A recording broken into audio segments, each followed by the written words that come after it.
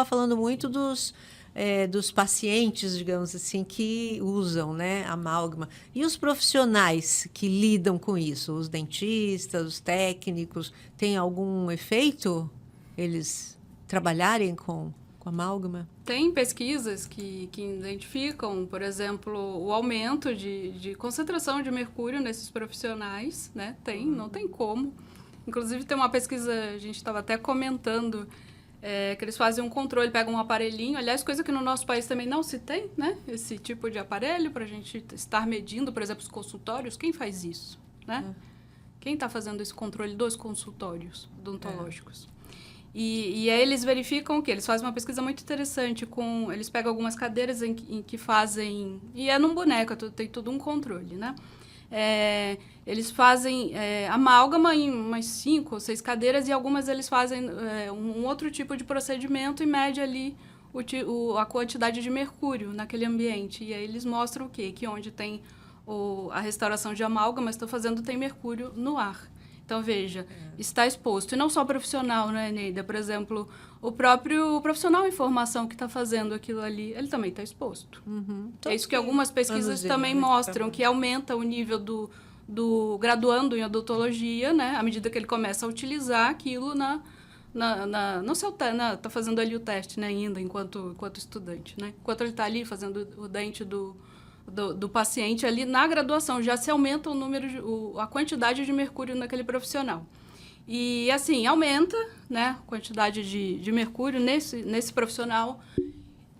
Uma coisa que a gente também, às vezes, não para, né, para pensar numa coisa assim mais ampliada, também no pessoal da limpeza, né, que está ali exposto naquela área, naquele ambiente. O quanto eles estão expostos? Quem faz uma pesquisa para verificar isso? Não é? É uma coisa interessante, Eneida, que há uns 10 anos atrás, aproximadamente, né, nós tivemos aqui um acidente com mercúrio em consultórios dentários públicos, né?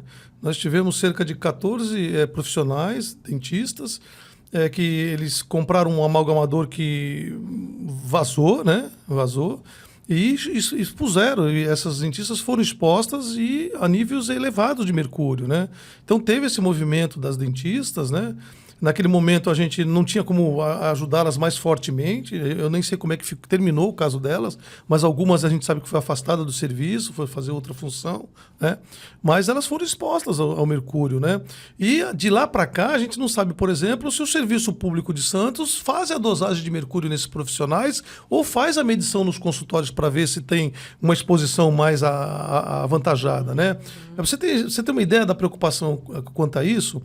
Há uma pesquisa que mostra que vários consultórios que foram analisados, o esgoto dos consultórios estava cheio de mercúrio, né? Então, quer dizer, o fato de você estar tirando mercúrio e cuspir na pia, aquilo vai para o esgoto. E se não tiver filtro, vai direto para a rede de esgoto. Caramba! Né? Então, quer dizer, mais um problema.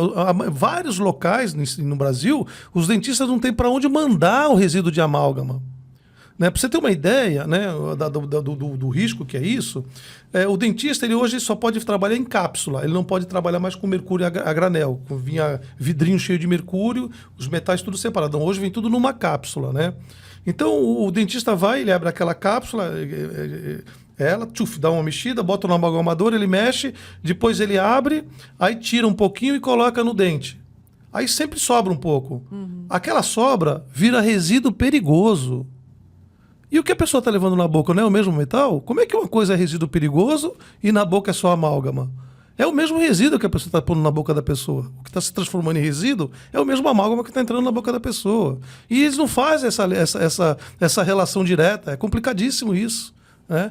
Então, existe aí um silenciamento enorme dentro da odontologia, não com todos os dentistas, porque tem vários dentistas que concordam que tem que acabar com a amálgama, vários deles não usam mais, e aqueles que ainda usam têm uma parafernália de equipamentos importados que custam uma fortuna para poder continuar e assegurando a saúde de seus pacientes, dela, do profissional e dos auxiliares, senão ele está expondo. E quem é que tem esses equipamentos importados que custam milhões?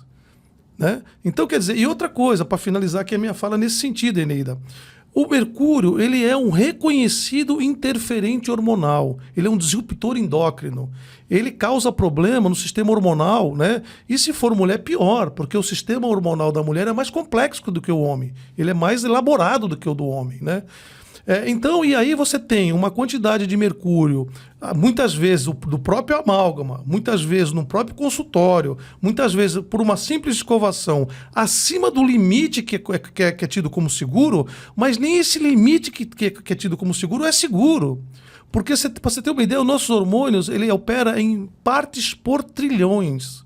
É uma quantidade tão pequena de hormônio, que aí o mercúrio vem numa quantidade 1 bilhão de vezes maior dentro do teu corpo para competir com aquele hormônio, interferir a ação daquele hormônio, potencializar ou inibir a ação do hormônio. E isso se opera dentro do sistema hormonal e ataca o sistema reprodutivo, ele atravessa a placenta e vai interferir no desenvolvimento do feto.